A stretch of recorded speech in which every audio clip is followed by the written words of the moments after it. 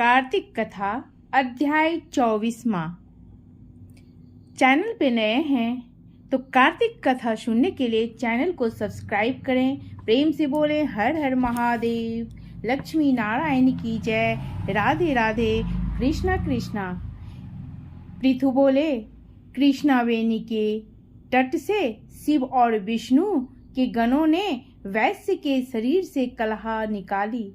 आपने उनको बचाया। ये उन नदियों के प्रभाव से हुआ अथवा उस क्षेत्र की महिमा के कारण? हे धर्मज्ञ, इसमें हमको बड़ा संदेह है, हमसे कहो। नारद जी बोले, कृष्णा साक्षात कृष्ण का शरीर है और वेणी शिव जी का स्वरूप है। इनके प्रभाव को चतुर्भुज ब्रह्मा भी नहीं कह सकता, तो भी उनकी उत्पत्ति को मैं कहूँगा। उसको सुने। पहले चाक्षुषा मनवंतर में ब्रह्मा जी ने रमणीक सहयादि के शिखर पर यज्ञ करना चाहा था। यज्ञ की सामग्री इकट्ठी करके देवगणों के साथ वह विष्णु और महादेव को संग लेकर जब शिखर पर जा पहुँचे, ब्रह्मदेवत मुहूर्त में भृगु आदि ने उनकी दीक्षा विधान के लिए प्रीतिपूर्वक समाज की और उनकी स्वरा नाम की पत्नी को बुलाया। लेकिन उसने वहां आने से विलंब लगाया। तब भृगु विष्णु से बोले, हे विष्णु, आपके बुलाने पर भी वह नहीं आई। मुहूर्त बीता जाता है, अब दीक्षा विधि कैसे होगी? श्री कृष्ण बोले, जो स्वरा शीघ्र नहीं आती तो यहाँ गायत्री को बिठाकर दीक्षा विधान करिए। क्या इस पवित्र कार्य के लिए वह पत्नी होते हुए भी योग्य नहीं?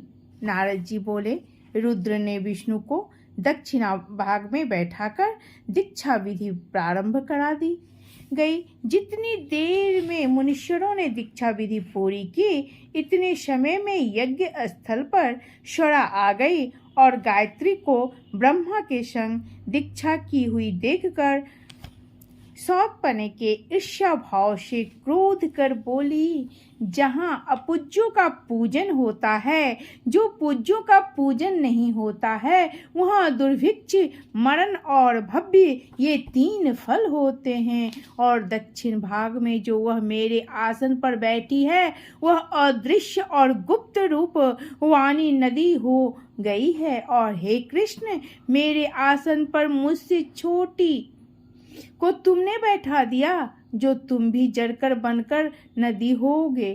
उसके ऐसे शापों को सुनकर क्रोध के मारे कांपते हुए ओठों से देवताओं के रोकने पर भी गायत्री बोली, ब्रह्मा जी, तेरी भांति मेरे भी पति हैं।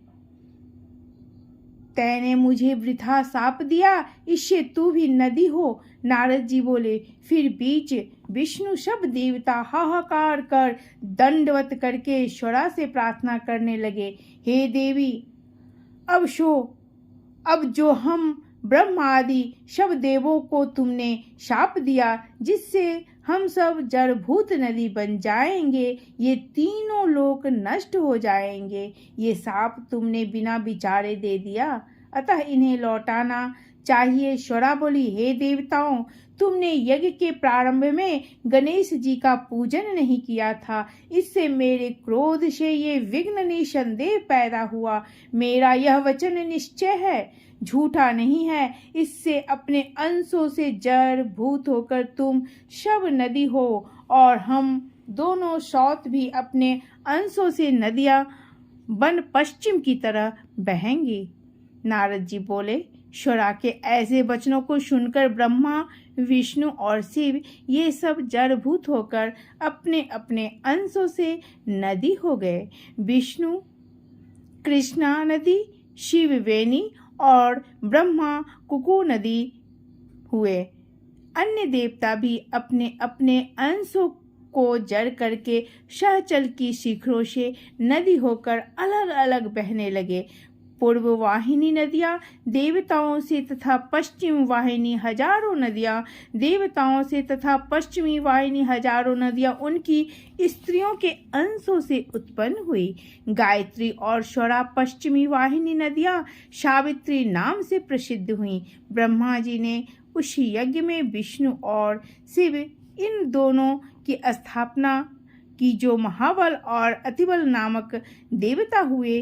कृष्ण और वेणी के उपाख्यान को जो मनुष्य सुनेगा और सुनावेगा उसको उनके दर्शन और तीर्थ स्थान का फल मिलेगा। प्रेम से बोले हर हर महादेव।